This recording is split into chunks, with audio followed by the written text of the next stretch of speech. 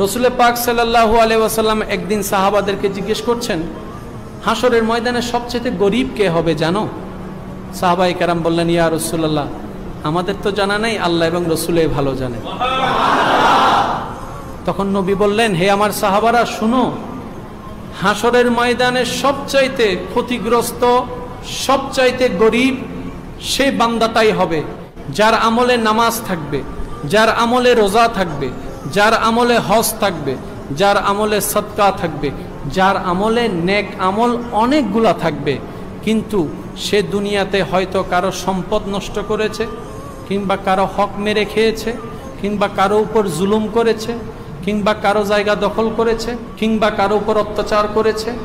কিংবা কাউকে মনে আঘাত দিয়েছে, কাউকে অপমান করেছে, কাউকে বকা দিয়েছে অন্যায়ভাবে, কারো সম্পদ হরণ করেছে, কারো জায়গার দলিল বাটপারি করে নিয়ে ফেলেছে, কারো সম্পদ নিয়ে ফেলেছে, কারো টাকা পয়সা মেরে খেয়েছে, কারোর থেকে টাকা নিয়েছে 2 দিন বলে আর পরে 2 বছরও দেয় নাই। এরকম যারা করে দুনিয়ার থেকে কবরে